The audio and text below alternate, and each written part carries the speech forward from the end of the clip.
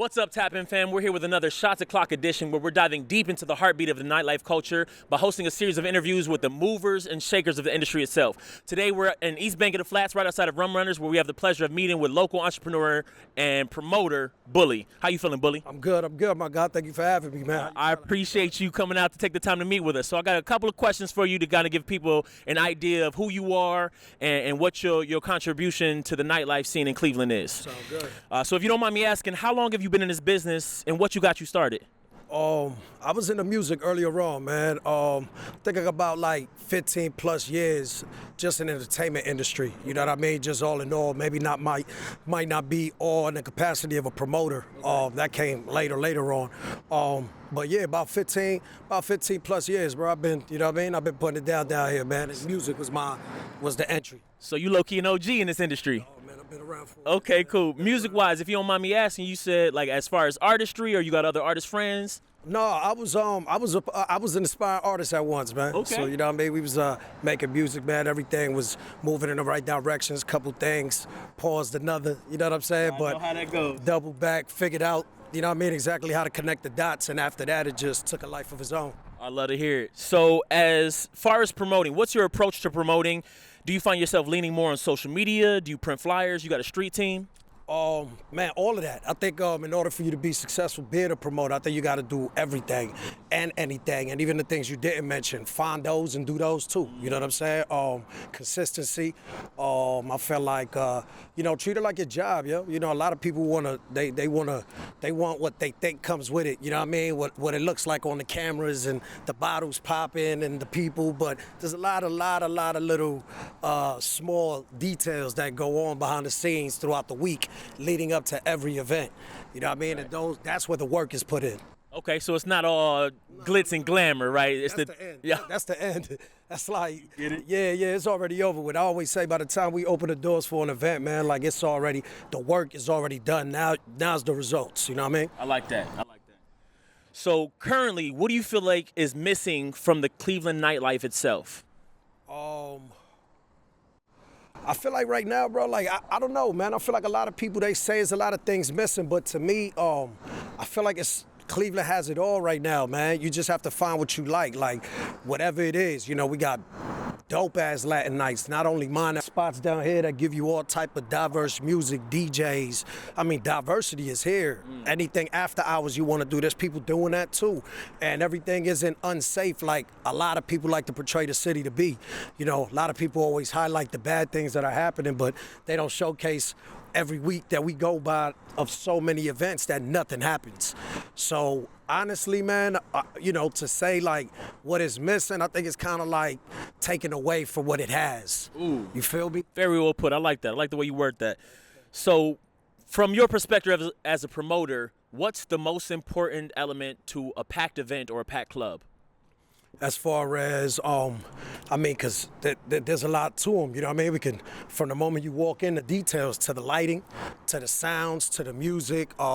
Again, these are the small details going on behind the scenes that I'm dealing with, along with the DJs, along with the GMs and the people working here, and they all deserve just as much shine because that's what they do, you know what I mean? When I have those type of technical difficulties of the people that, yo, bro, what you need? All right, cool, I'm on it. You know what I mean? So, those elements, and those are just the little ones, you know what I mean? Then you got also as a promoter, I think people forget you in customer service whether you like it or not. You know what I mean? You here to provide people with a cool, fun environment, and whatever they need, if they called you to come to your event, I think you should be grateful enough to make sure you're greeting them, you're meeting them, you walking them to a section if they got their section, and then let the bottle girls in the club handle everything from there. But at least, I think that goes a long way, bro. And I think that part, people don't put as much attention to as I do, you know what I mean? And I really put an emphasis on the experience for anybody that comes out to my event from the beginning to end, you know what I'm saying? So then you got the hosting part. And then I think after that, man, it's just on having the right DJs to understand the crowd they playing to. To know how to read the crowd well, to know how to take it, elevate it, you know what I'm saying? Like, because once you got the people in the building, if you ain't got the right people to curate the environment to keep them there, they just gonna go somewhere else, you know what I'm saying? So, and then that right there carry you all the way to the end, man, and just make sure, and most importantly, make sure it's safe. You know what I mean? With security, making sure everybody getting in, getting patted down and all of that, man. I think all of those things, again, I can go on for days because I'm a student in the game. I appreciate it. I feel like it's really customer service, and that's a testimony to who you are as a promoter, not just as a promoter, but as a host and as an individual. Customer service, you really tapped in on that. So making sure that people genuinely feel like they can come in and feel accustomed to, like you're genuinely catering an experience for them. Absolutely, bro, and happy that they chose to come to your event, because there was so many other events going on, right? So it's like when people actually take the time and the effort to actually come out and want to be anywhere you invited them to, I think it's important for you to make sure that they know that you appreciate that, you know what I'm saying? Okay. So what's something that you feel the Cleveland nightlife culture has that other cities or other elements don't have? Whew, man, I really can't make too much of a tight comparison, because I tell people all the time, bro, I think the worst mistake we make sometimes is comparing Cleveland to like big cities, right? Okay. In the entertainment industry, you know, there's tiers of markets, right? And that's why you got the New York market. That's why you got the LA market. That's why you got Chicago. Cleveland is a small market, you feel me? And when you start comparing it to the biggest cities, I think it's kind of just unfair. You know what I mean? When you comparing a city of 3, 4, 5 million people, New York City, 8 million people, to a city that's barely cracking 1 million, I think, you know, and that's Greater Cleveland. You know, give or take, whatever the number is. I don't know it off the top of my head, but I think, you know, more than anything, I think we just offer a lot of options and some of the best food from a lot of other places I've been, you know what I'm saying? And I think that's cool about Cleveland. Okay. No, I love that. I love that response as far as not comparing. Do you feel like Cleveland has the potential to be, I won't say to compete, but to entertain a similar market to like the New York market, the Miami market? We're not as large of a metropolis, but like you said, we do have a lot of elements to where we can bring a lot of people down. Do you feel like the Flats is one of those places where we could do something like that? Absolutely. I think you're starting to see it now with a lot of big events coming here. You know what I mean? We got the All-Star game just left not too long ago.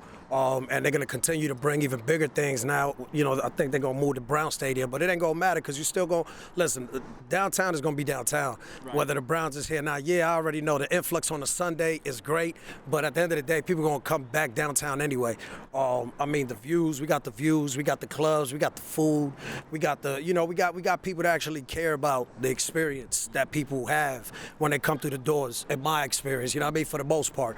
So I think we could, you know what I'm saying, just not maybe it don't necessarily need to be compared to as great of a scale because we don't have, again, the people, you know what I'm saying, and the market, you know, it's always determined by the market, bro, and at the end of the day, we just got to play in our market. Okay.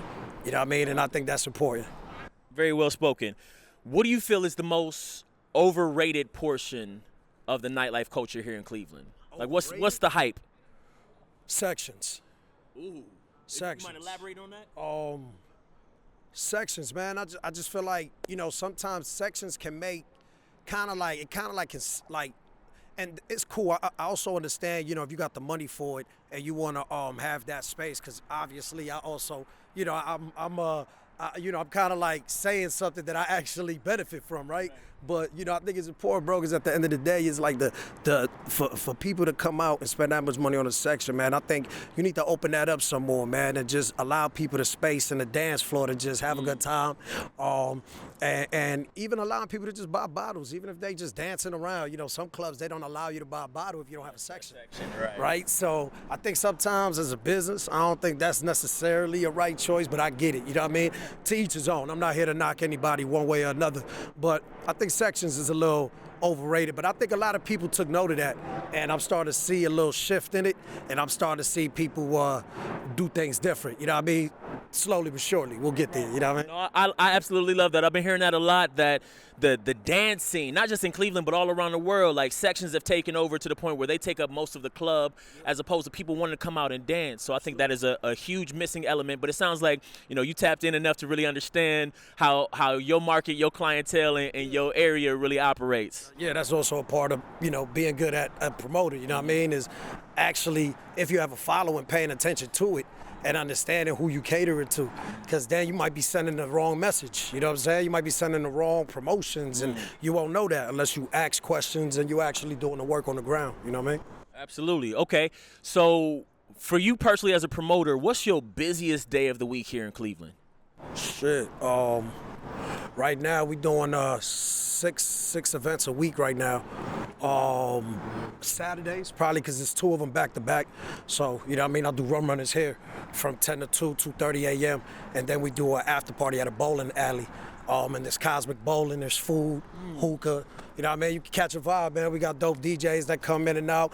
Right now it's DJ Lex. He the one that been holding it down, but we gonna start mixing it up some. But yeah, man, so that day alone, I mean, and that was on a Saturday now with 2 events. There was a time where I had the day party, rum, and then that. Okay. So, but right now, yeah, Saturday, you know what I mean? Because I'm outside from like 9 p.m. all the way till about 5:30, 6 in the morning. Okay, what about your slowest day? Something that you would look to pick up a little more. You said 6 days a week. Which day do you feel like you would like to see more people out and about in the city?